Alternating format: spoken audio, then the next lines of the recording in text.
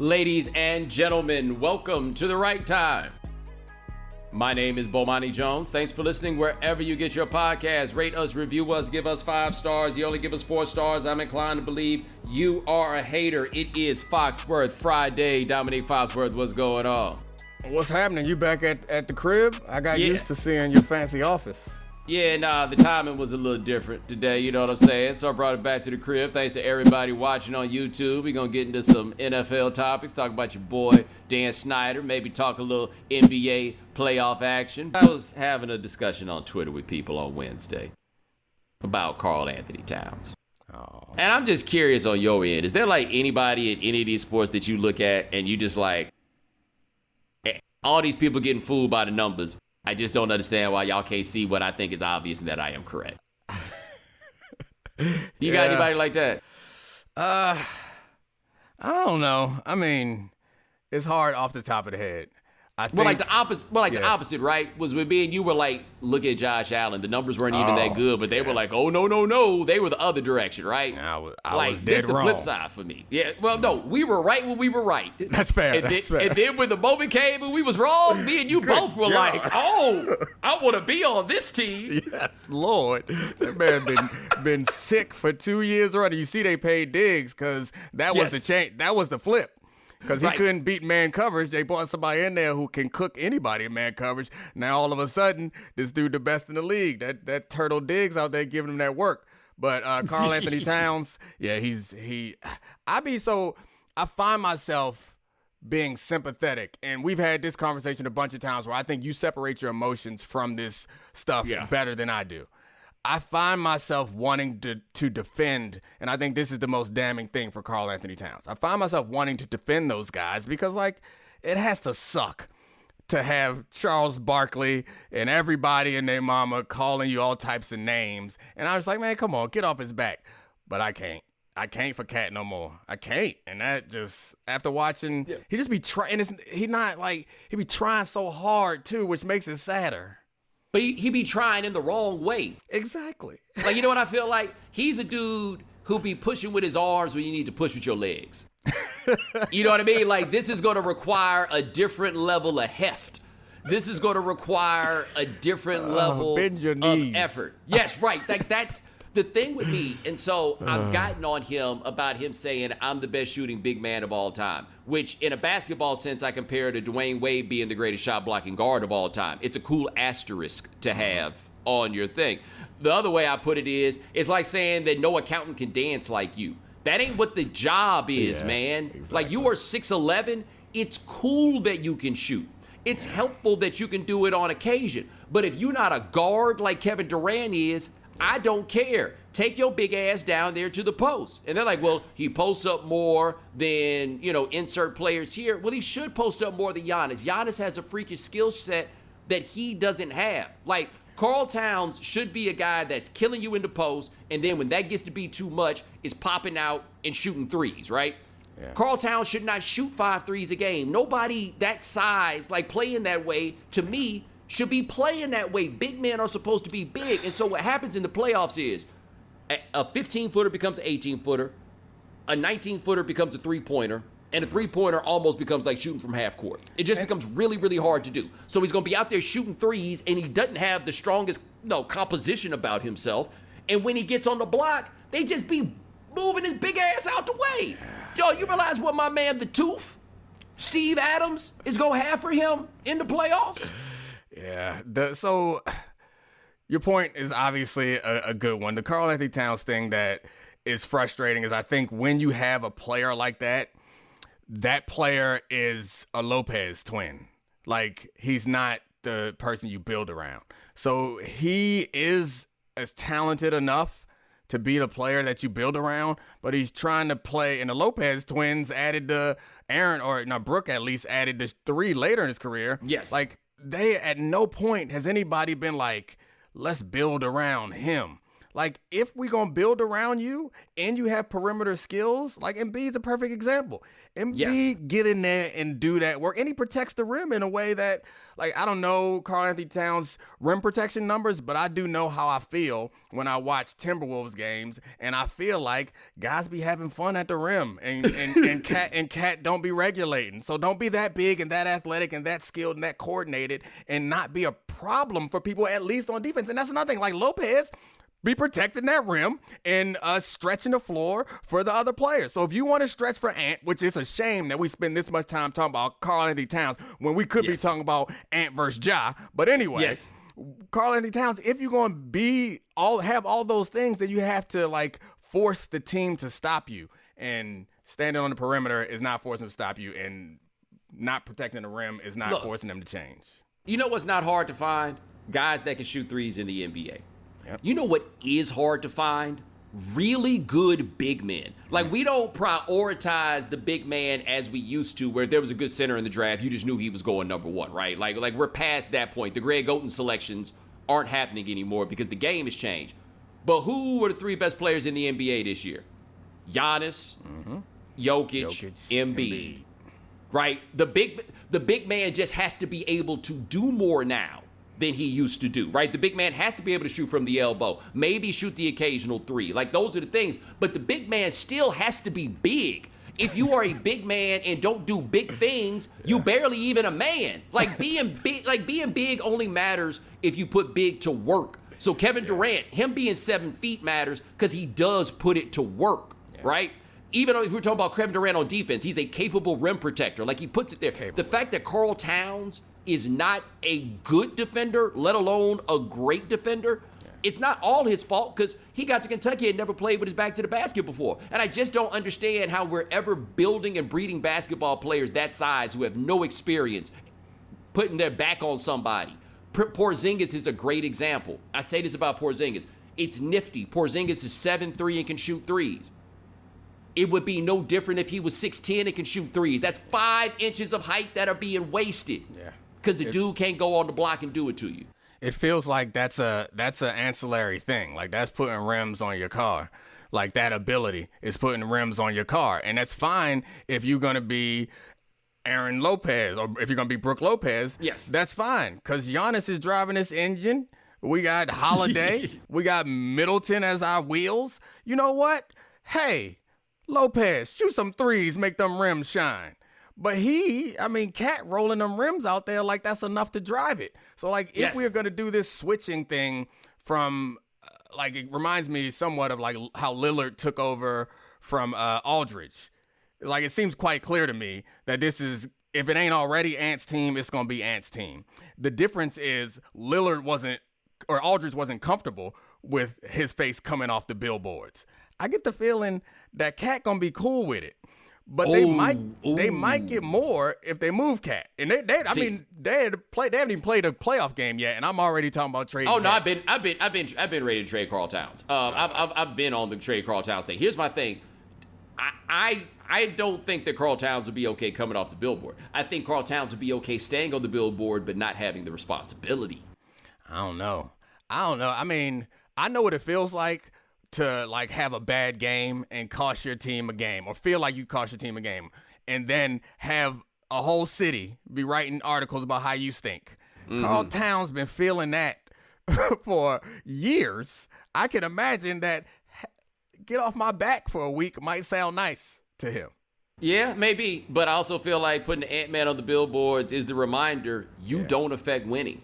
That's true. Like, that team in the last 15 years has had two players to put up pretty incredible stats, yet somehow not affect winning a single bit, and that's Karl Towns and Kevin Love. And it's not to say that I don't think those guys are good players. Like, my biggest criticism of Karl, I admit, he's not the player that I want him to be, right? He does not play basketball in the way that I think a guy like him ultimately should play. But I do think that people misunderstand. Like, people hit me with true shooting percentage, which I think is a useless statistic and all this stuff.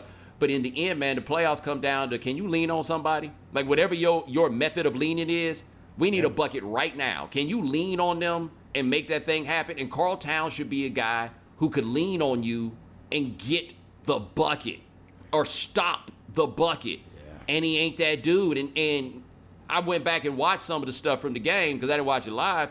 He was having trouble holding his composure. Yeah, he was upset. He was making dumb fouls. It was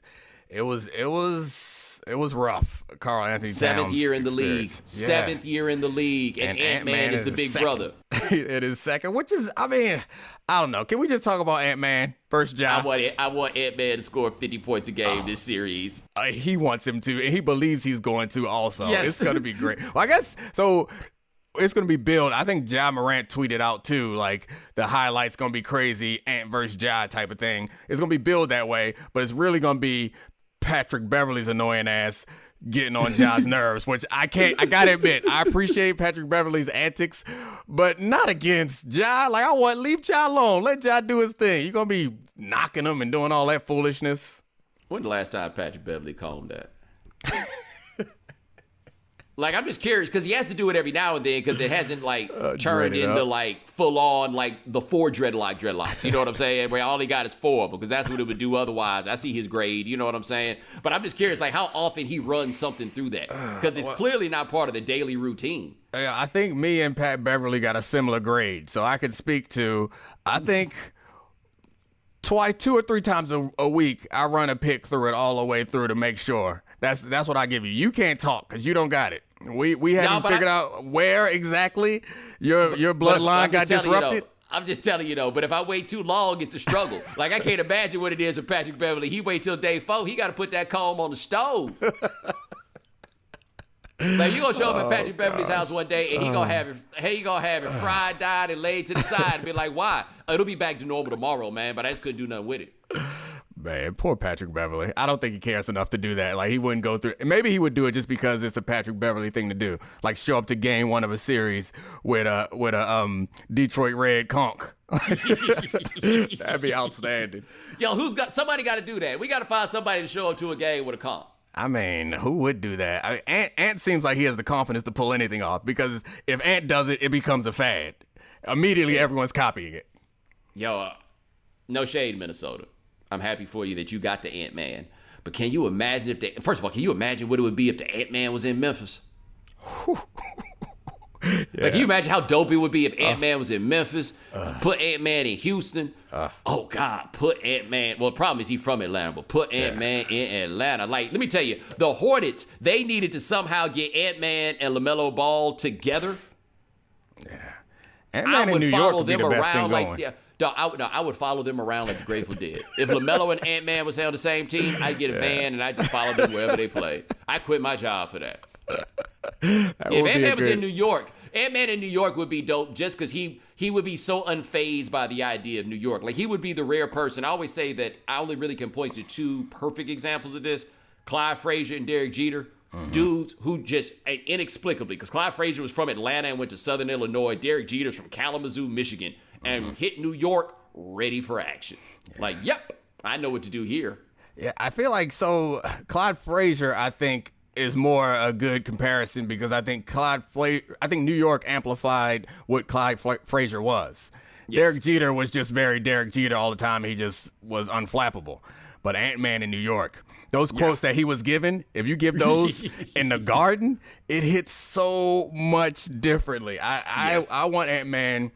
Well, he got a few years because he got to take his rookie deal, but eventually, I'm sorry, Minnesota. Never mind. Stay in Minnesota. Win a championship for the Timberwolves or something. Prince. Our friends at CarMax have reimagined car buying to deliver a truly flexible shopping experience that puts you in control. Because at CarMax, you have the freedom to shop online and on the lot. And once you find the right car, you can buy online with home delivery in select markets, or choose express pickup at your local CarMax. And CarMax has you covered with a 30-day money-back guarantee up to 1,500 miles. Learn more at CarMax.com. CarMax, car buying reimagined. But Domonique, this is the first time I have talked to you since the Tom Brady story came out. The Tom Brady going to the Dolphins but not going to the Dolphins and then decided to come back to the Buccaneers and all them things rolling story, all seemed to come together. And Mina and I talked about this on Wednesday, and so I want to throw this to you. How did we miss this story for 4 or 5 days? It's a monster. If I'm Tom Brady, I might got some people looking for Brian Flores. The race stuff aside, Tom Brady got his money all the way messed up by Brian Flores. He was about to get ownership of a team, and then he was going to finagle his way back onto the field, which would make that team immediately more valuable. Like, you cannot have ownership, or you can't have ownership as a part of your contract situation. It's in the CBA. This man found a backdoor for it, and damn it if racism ain't ruined it for him. Yo, like in Discovery is what got him. Yeah. Like they were just like, yo, there will be text messages. Like, we can't do this. But my thing for them was, y'all might as well have gone through it, because whatever text messages was being sent, you already done sent. Like, all the problems were already there. Like, if you're afraid that there's going to be correspondence that exposes that you already had this plan in place, bro, you already done for it once it gets to the point of discovery. I'd have paid that settlement as soon, before Brian Flores could have made his way to ESPN to do that interview with Mike Greenberg that morning. I would have paid. I know there was no settlement on the table, but I've been scrambling. I mean, Discovery is gotta be the scariest thing, because I think of myself as a good person, a decent dude. But if you read all my correspondence over the last 10 years, I mean, you can put together a case for something. You might be able to put together a case for something. Not to defend any racist acts by these owners, because I'm sure those are there too, and we have evidence of that, or at least the admission of that from Mike Mularkey and the Titans. That's a whole nother story. But I ain't playing with Discovery. If I can avoid Discovery, that is a hell of a hammer to get me to come to the table and negotiate. Well, that's the thing. They always are trying to avoid Discovery, except the problem is, they got a dude who is not interested in their money. Yeah. Right? Like, I don't know what the number is before Mrs. Flores is like, hey, man, stop playing and take this bread, dog. Yeah, you right. Yeah, we gonna change the world. Okay. Like, how much money is it gonna take? Because I think this man just decided he gonna take this whole thing to the wall. Yeah, I mean, you got to go to him with you want to change the world? Imagine how much change you could do with $15 million cash. What do you think about that? Not that much. It don't matter. It don't matter. That's the way you frame it. How much change can you make for $25 million? I would keep going because Discovery is what got Daniel Snyder too. Y'all got to keep people out of your business. And as much as they try to protect it, like, it's somebody gonna say something that's gonna make you look bad. And Tom Brady, not that Tom Brady is like the epitome of like heterosexual white male perfection, so I'm sure he is doing fine, but he's the biggest loser in all of this right now. And he ain't even do nothing. Dog. Also, by the way, I guess getting that piece of the Dolphins would be cool, but the idea that he was going to be team president, that sounds awful. Yeah. Like, that's a job that I think that a lot of people underestimate. Like, when Magic took over that job with the Lakers, and I thought that Magic could do it if for no other reason than Magic had 25 years of running businesses, right? Like, I thought he at the very least knew what it was to be the executive up top. And keep it real, as much as people tried to clown Magic while he was there, I take him a lot more seriously than Rob Pelinka of these other people, you know, that they wind up that they have in charge. But this idea that you can go straight from being a player to being a team president, we saw that happen with Michael Jordan. We saw this happen with Derek Jeter. We're seeing it with Tom Brady. Like, it's for a very particular rarefied air of player, but that's still a really hard job that comes with a lot of stuff that I just can't imagine you jumping in on day one and thinking you can do. You haven't had the experience to do it, I don't think, and we've had many conversations about this. A lot of with the exception of like being a doctor and a lawyer, like most jobs you can learn while you're doing them. You don't need like extensive training. I don't think that being a team president is particularly like hard, but it's taxing.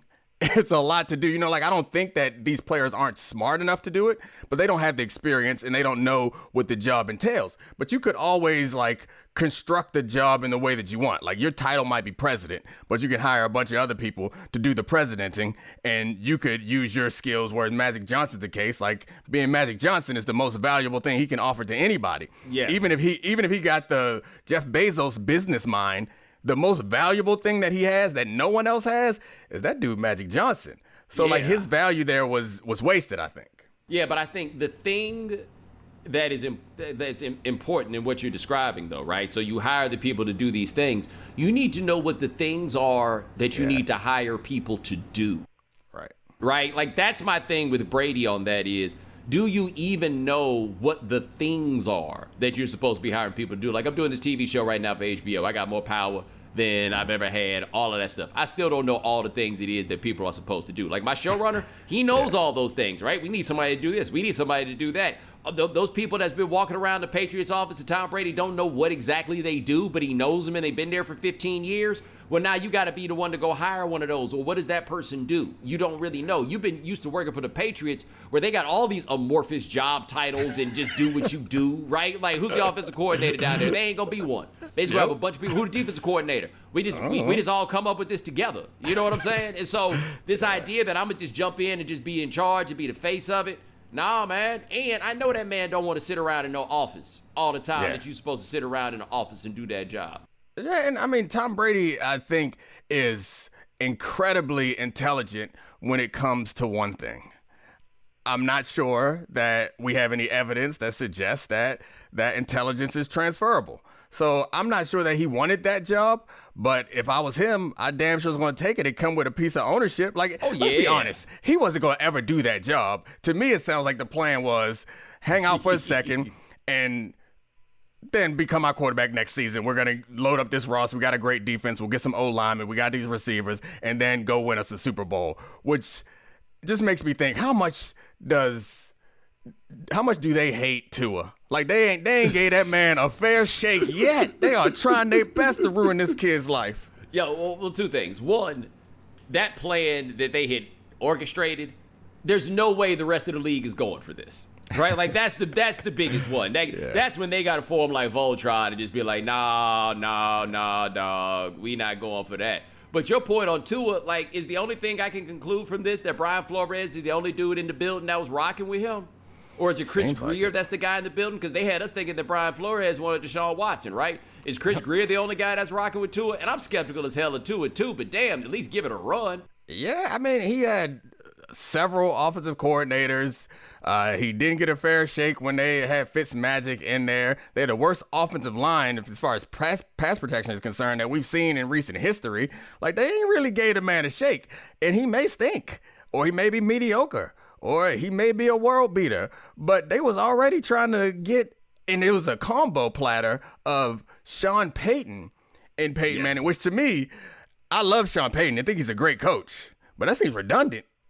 Like, if you get Sean Payton, then maybe you don't need Peyton Manning. Or Tom Brady might be a step. Like, it's just overkill at this point. You got two coaches. Yeah, you need to have a defensive mind over there, which they had in Brian Flores. So if that yacht scam that they had would have worked out, we might be talking about the Miami Dolphins Super Bowl champs right now. Oh yeah, remember that time they tried to have Brian Flores go meet with Tom Brady? You remember that?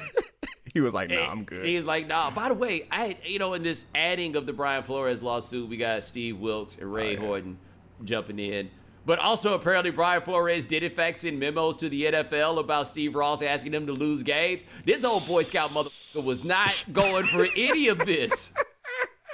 Brian Flores know that he can't step out of line not one time. No. Man grew up in Brooklyn, which I would make me believe that maybe he has stepped out of line once or twice, but he don't play it. I guess you make it out of Brooklyn. Let me tell you this. Brian Flores don't leave no office without his copies. All right, Brian Flores, like, can I get a copy of that, please? All right, would you mind signing right here saying it was received? Okay, cool. Got it. Let me get your initials on that. Yeah, right there. What was your name again? All right, well, thank you, Glenda. I appreciate your help. That used to, when my mom would be talking to somebody on the phone, like we have to go to a store or something, she would call and she would ask for the person's name, and I always thought it was weird. But I became an adult and realized that you got to know their name. That's Brian Flores' move right there. I was like, and who am I speaking to? Yes. Okay, all right, yeah. Oh, thank you, right. Glenda. Nice to meet you. Okay, cool. Hey, well, look, I was just talking to Glenda. I believe her name was Glenda. Do you know Glenda? All right. Well, Glenda said y'all gonna run me my money today. So either Glenda gonna give me my money or y'all gonna get it out of drawer. But Glenda told me I'm getting my money. I gotta be honest though. Whenever I hear Ray Horton's name, I think a 40-year-old. Yeah, I think a 40-year-old dude with cornrows. I know he cut them, but it always comes to mind. Bro, I did a FaceTime once. I was like, homie, you got to cut these cornrows, man. This ain't going. You 40-something years old. And I think he must have seen it because somebody asked him in a question in the interview about the cornrows, and he seemed none too pleased about the reference for it. I'm like, dog, you 45 years old out here with cornrows. Like whether they should or should not give you a job because you're a really good defensive coordinator. That's its own discussion. I'm just telling you, dog, I don't know if Barack Obama could get a job coaching in the NFL. And you in here looking like you just got out. And people like, oh, you saying cornrows mean you just got out? No, I'm saying 40-something going for any of this. Brian Flores know that he can't step out of line not one time. No. Man grew up in Brooklyn, which I would make me believe that maybe he has stepped out of line once or twice, but he don't play it. I guess you make it out of Brooklyn. Let me tell you this. Brian Flores don't leave no office without his copies. All right, Brian Flores, can I get a copy of that, please? All right, would you mind signing right here saying it was received? Okay, cool. Got it. Let me get your initials on that. Yeah, right there. What was your name again? All right, well, thank you, Glenda. I appreciate your help. That used to, when my mom would be talking to somebody on the phone, like we have to go to a store or something, she would call and she would ask for the person's name, and I always thought it was weird. But I became an adult and realized that you got to know their name. That's Brian Flores' move right there. I was like, and who am I speaking to? Yes. Okay, all right, yeah. Oh, thank you, right. Glenda. Nice to meet you. Okay, cool. Hey, well, look, I was just talking to Glenda. I believe her name was Glenda. Do you know Glenda? All right. Well, Glenda said y'all gonna run me my money today. So either Glenda gonna give me my money or y'all gonna get it out of drawer. But Glenda told me I'm getting my money. I got to be honest though. Whenever I hear Ray Horton's name, I think a 40-year-old. Yeah, I think a 40-year-old dude with cornrows. I know he cut them, but it always comes to mind. Bro, I did a FaceTime once. I was like, homie, you got to cut these cornrows, man. This ain't going. You 40-something years old. And I think he must have seen it because somebody asked him in a question in the interview about the cornrows, and he seemed none too pleased about the reference for it. I'm like, dog, you 45 years old out here with cornrows. Like whether they should or should not give you a job because you're a really good defensive coordinator. That's its own discussion. I'm just telling you, dog, I don't know if Barack Obama could get a job coaching in the NFL. And you in here looking like you just got out. And people like, oh, you saying cornrows mean you just got out? No, I'm saying 40-something years old with cornrows means you look like you just got out. Yeah, not Buddy Ryan, not Rex Ryan, the other Ryan. Yeah, his hair, I think, has kept him from getting a job. Yo, you saw that when Rex was really trying to get the job, he trimmed up his look. He even, he slimmed down, like all of that stuff. Like that is something I do think that we often assume that only black people have to do, which is like get your stuff looking right to go in there. Like not every white person out here clean cut. That's not how it works, right? There's some white man with hair down to his shoulders that senior year, it was about time to go ahead and get that cut. Like I ever tell you about the time, it was the summer between my first and second year of graduate school, and I was supposed to be working some internship, and it didn't come through. And so I'm at the house, and at the time, I got braids. I got the long hair. My pops walked in the house one day. He handed me two $20 bills. First one was, put a little gas in your car, back when you could do something with 20. I appreciate it. The next one, this one's for a haircut. Get a job. And he explained to me that I was too old to wear my eccentricity on top of my head. Yeah. He wasn't wrong. It depends on what you're trying to do. But I mean, it's different for black people because so much of a lot of the hairstyles are connected to like culture and ethnicity. So yes. You like the Grateful Dead if you're a white person with long hair. I don't know what it means about you, but it doesn't mean the same thing. So I think the idea of having somebody who has a mullet cut off the party in the back, it doesn't feel quite like having a black person cut off their dreads. But I mean, dreads have gotten to a point where I think you keep them tight, you keep them clean. As long as you're not in the military, yeah, well, I guess they you're feel not like going to be running they just feel now. like they don't put us so much work. But the thing about the dreads is it's a large part about length. Like no matter your ethnicity, men with long hair don't play in professional settings. Like that's not nearly as much about race as people want to make it to be now. When you start talking about women and them telling women that they can't wear braids, okay, now we're talking about something different because they only viewing it through their own prism, right? They viewing it through, I just get braids when I go to Aruba or whatever for vacation, and I pull them damn things out before I get on the plane. Like we actually do this. You know what I'm saying? Like that part is a little bit different. What do you think about the Steve Wilks portion of this? Because I seen the Cardinals, they weren't good. he wasn't a good coach, based on what I could see. But then there's like stuff that they put out in the media afterwards that makes it even clearer that he's not a good coach, which I'm not sure if that's true or not, and all that stuff. That could be a scam. But I guess I just landed on this. It's something that you say sometimes is like the benefit of the doubt, and they don't have the benefit of the doubt is the thing. Is because I could get behind the idea that we hired a coach, we knew he was wrong, we're getting this quarterback who's comfortable in a system, we're going to get the coach who is also comfortable in this system, we're going forward with that. I'd be all okay with that if it wasn't for the fact that the NFL's track record suggests that I can't be. Y'all don't have the benefit of the doubt. Well, Wilks' point also that Suge White, the general manager of the Arizona Cardinals, just got popped for a DUI. Yeah, and I got busted. Like he's got something to that. And I heard the same thing as you. Everybody said that he was a bad head coach. Right. I just feel like I've seen bad head coaches get year 2. And for whatever it's worth, when they made the decision to go to Kingsbury, and I think that's part of what was insulting to him, is that they went and hired a guy who he's done okay, but he had no business getting hired, at least in terms of qualification. Right. So they go hire a guy who is not particularly qualified to do the job. And Wilks' point was, hey, man, I didn't want Josh Rosen. Y'all gave me Josh Rosen. And so the whole reason for making the overhaul with Kingsbury, and correct me if I'm wrong, I feel like they went and got Kingsbury before anybody was really talking about this Kyler Murray in the draft thing. Because that, to me, legitimized the whole Kingsbury hire, is that if you were going to try to turn this thing on its head and go all in on Kyler Murray, and you were hiring the coach to coach Kyler Murray. But it sounds like it went the other way. It sounds like they got the coach, and the coach was like, yo, get me Kyler Murray. So that's where I look at it with Wilks, where I'm like, yeah, even if you weren't that good at it, the issue is you're a first-time head coach, and they knew you was a first-time head coach, and nobody's really entertaining the possibility of you getting better. Now, that being said, the Cleveland Browns have fired all kinds of white men after 1 year or after a year and change. So, I can't pretend like it never happens. Right. But the idea that they hired me to fire me, I do think there's something to that. Oh, yeah, absolutely. I think when teams are in a rebuild or a tank mode, they're like, all right, we're going to take one for the bigger team and we'll fill out this black situation for a minute. But as soon as we get back to where we want to be, then we can go get one of these coaches that look the way we want them to look. Well, hold on, let me ask this.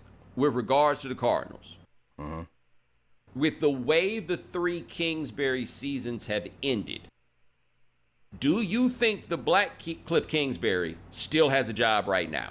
I don't think so. Hell no. And I'm okay with the white one having a job. Yeah. I'm just saying the black one gets fired. Oh, yeah. I think that's absolutely true, especially in Arizona. I don't think the fans got much patience for that over there in Arizona. They got patience for a little bit of white ineptitude, but the black ineptitude, the clock is a little bit faster. But I do think that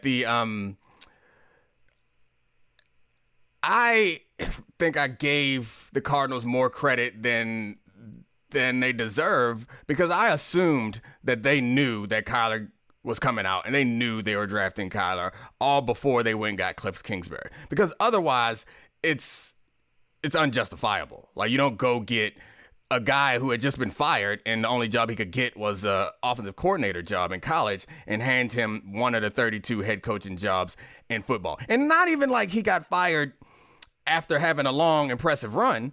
He ain't never won anywhere. And they brought him to, like, that doesn't make sense unless you're like, all right, we got word from Kyler that he is moving on to the NFL. We're going to flip this over. So if that's wrong, then the whole Cliff situation was so weird because he had signed on to be the offensive coordinator at USC. And I always looked at him at the NFL like, you know what would be a great job for him? Offensive coordinator. Except I guess for them, the problem was that if he came in and he was successful as an offensive coordinator, then somebody would instantly want to give him a head coaching job. And then they would start lying about the Texas Tech job. Because while it is not that easy to win at Texas Tech, the 3 coaches before him did more of it than he did. That's the thing about it. And none of them had Jordan. He had Jordan and couldn't win at Texas Tech. You see what Andy Reid doing with him against NFL, where the talent is comparable, and they were not like you find people. He had to be. I don't know how many times he walked on a college field and there was a better quarterback across from him. Like based on what I've seen now, not never. And somehow they didn't win. Cliff basically had nothing but NFL quarterbacks at Texas Tech. He had Baker Mayfield. I mean, Davis Webb hasn't made it happen, but Davis Webb was like a second or third round pick. Like, he had him. He had Patrick Mahomes. And you didn't win anything. That's so funny because he gets credit for those. People put it on his resume. Like, see, he coached these quarterbacks. Like, that's a demerit as far as I'm concerned. Right. Not winning with those guys got him this job. Keeping in mind that he got the Texas Tech job on the strength of Johnny. Yeah. Nobody was thinking about making Cliff a head coach, except I think that's when Tommy Tuberville quit out of nowhere. And suddenly that job was open, and Texas A&M had just had this incredible year.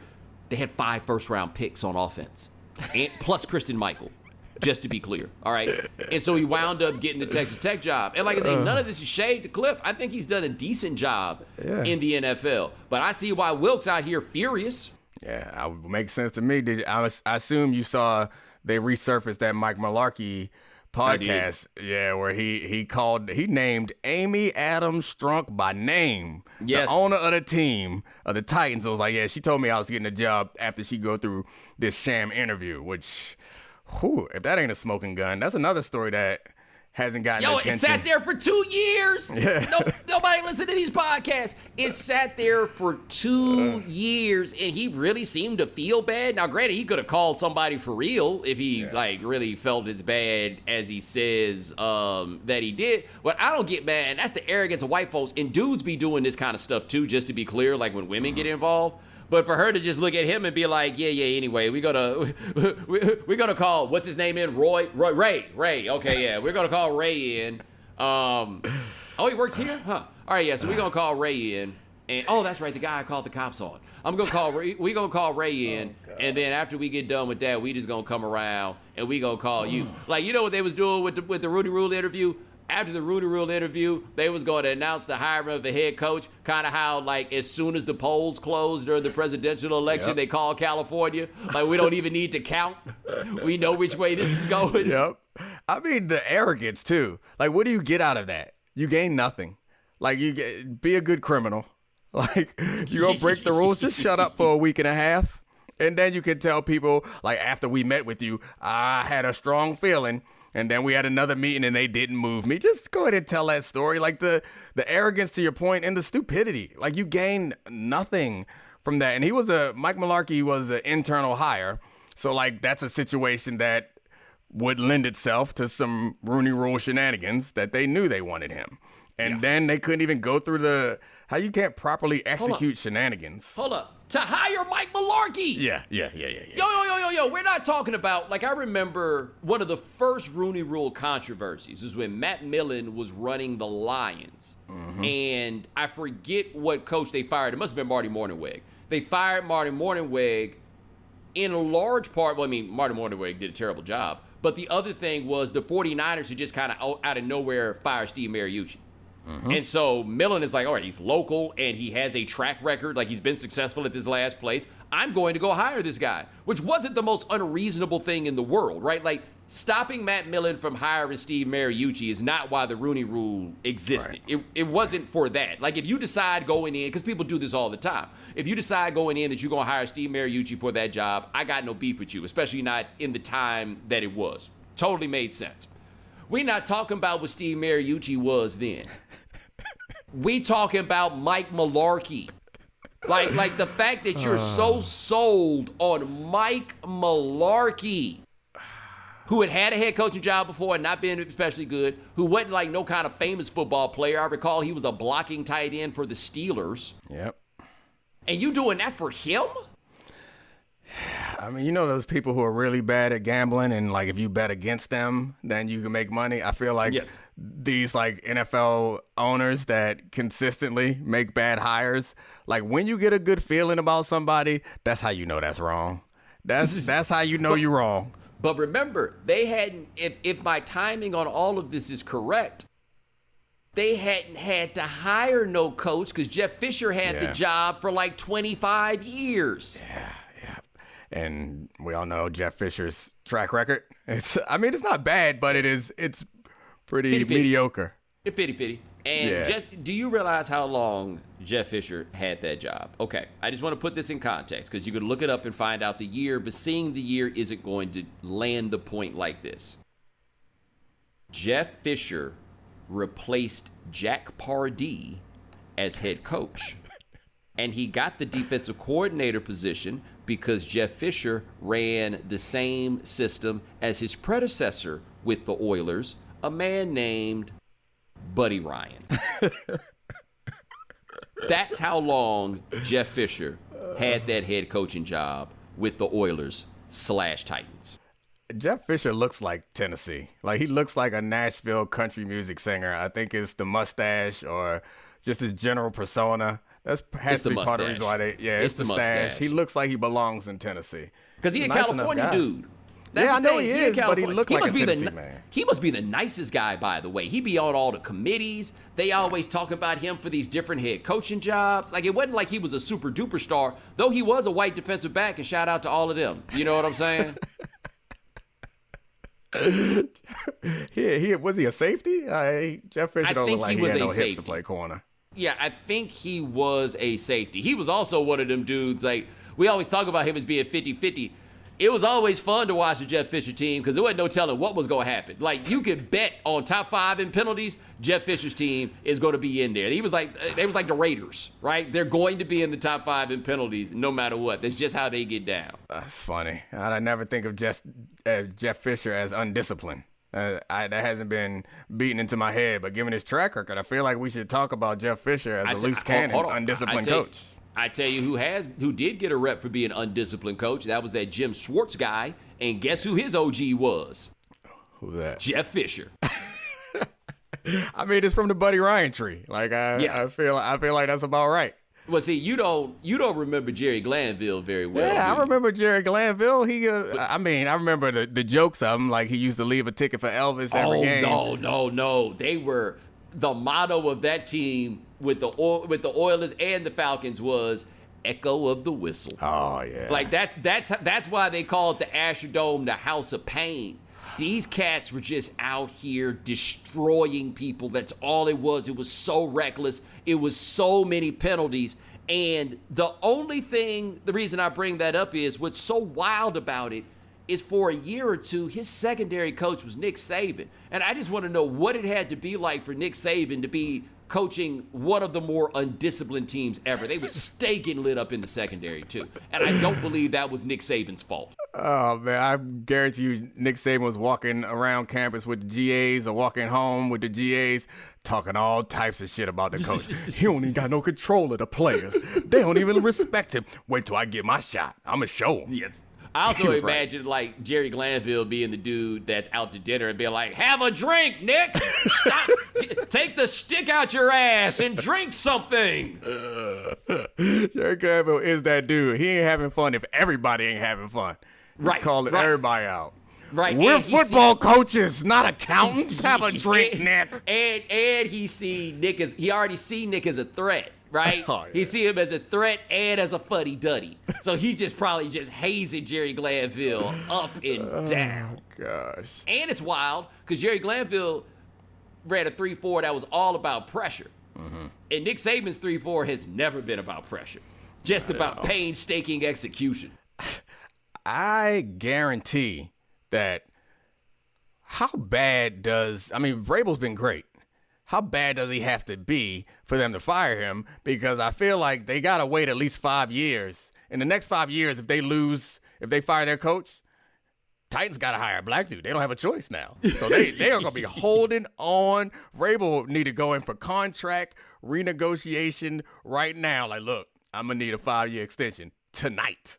Yo, think about this. The Titans had 3, historically important black quarterbacks.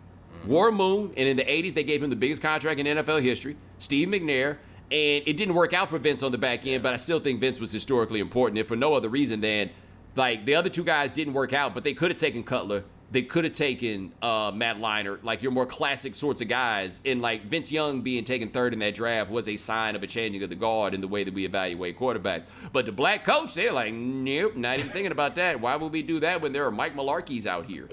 If I'm Vrabel's agent, I know we normally got to go somewhere else and get another offer as leverage.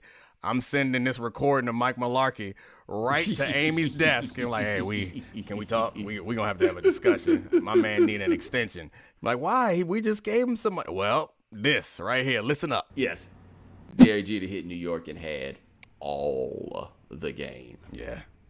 The dude was a rookie, and he stopped calling Mariah Carey, who was not younger than him. Oh gosh. I can't How wait. crazy is that? Aren't they doing one of those Last Dance? Yeah, the style? 10-part Derek Jeter. Derek Jeter. I had no desire to watch it because he seems boring until you just told me that little tidbit. I watched that episode. I have no interest in watching any of the others. But that episode, like, I feel like they're using Jeter as a proxy for that Yankees run. Yeah, they have and, to. you know, that would make sense. But you cannot do a Derek Jeter documentary. Whether you like it or not, you can't do it without talking about the women, because that is a significant part of the legend. That's a big part about why we hear talking about him all. They got to reference the gift baskets. Like, we all know about the gift baskets. He got to answer for that. You got to answer for the gift baskets. And, I mean, it's embarrassing for him, I guess, because he tried to keep it low, but... Well, here's the other thing about Derek Jeter. They ain't going to talk about this in here properly, but I'm going to, like, tear down the wall right now because, like, I feel like it's stuff that we all discuss on our own sides of the aisle, but we don't come together to talk about. But I'm going to be the person to come in here and talk about it right now. Now, all of us know that one of the more awkward things to discuss in America is interracial relationships. And interracial relationships bother people on all sides of the aisle for different reasons, right? Everybody's kind of got their own, but you know it might be something when you bring this person into the house, at least the first time. Maybe at some point your people get used to it. Like, they realize they sent you to private school, this is what you're gonna bring back, right? But the part that doesn't get talked about is the belief between a lot of these races that it's one thing to date interracially, but it is another thing to date interracially and unattractively. Yeah. That is where, now, I don't know if the white people look at the black people and be like, damn, why is this white woman dating this unattractive black dude, right? Yeah. But I know we be doing it to them. Yeah. And I know that white people notice that about us as we date interracially. It's a joke. It's a joke that has escaped the cookout. It's a joke that even they know about. But I'm with you. If you're going to cross over, you better hit the shot. That's just the way it is. Yeah. They don't feel like our standards are necessarily that high. And part of the frustration that many black people have, particularly with black men dating interracially, is that they date white women of a caliber that they would never tolerate from a black woman, right? That's part of the beef. No one has ever had that beef with Derek Jeter, guys. Not one single time. Derek Jeter decided he wanted to taste the rainbow, but only the best Skittles.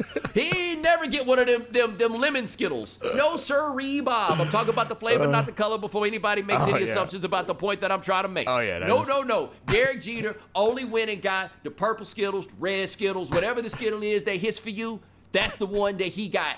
That's it. That man, not one single time was like, damn, she must be cool. Nope. Not Oh, once. Gosh. They're not going to do that in the documentary, but I think there's a place for that at a show called Game Theory. There can be. Yeah.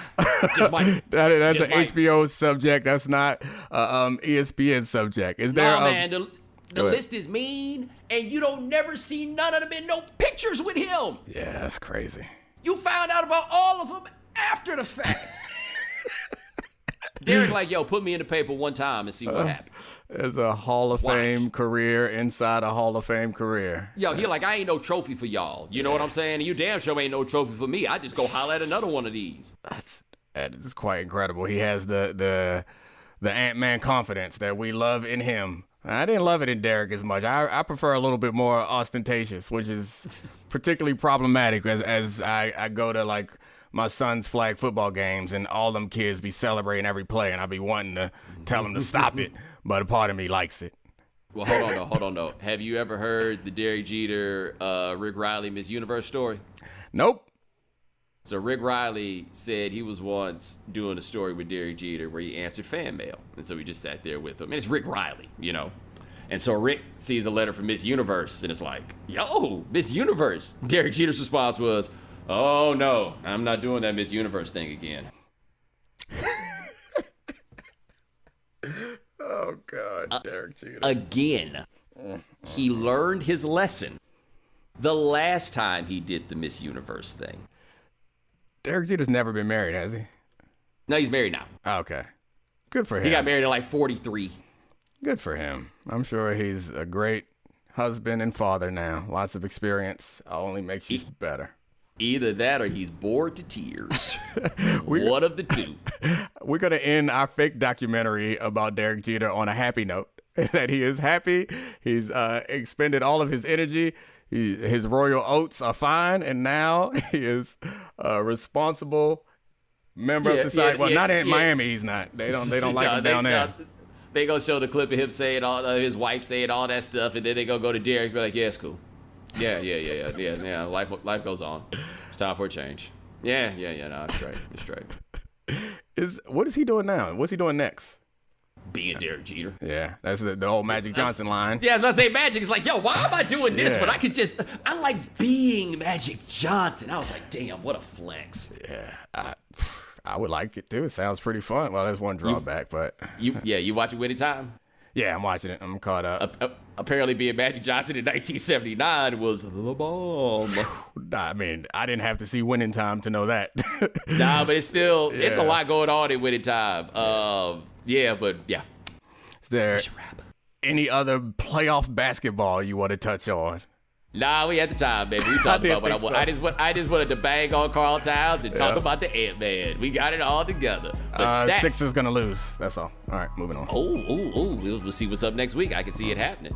But that is Domonique Foxworth. Check him out on Get Up. Check him out on Debatable. Check him out at Anscape. All them places. And ladies and gentlemen, thanks so much for joining us here on The Right Time. Thanks for watching us on YouTube. Gabe Bassain handling everything behind the scenes. Thank you, sir.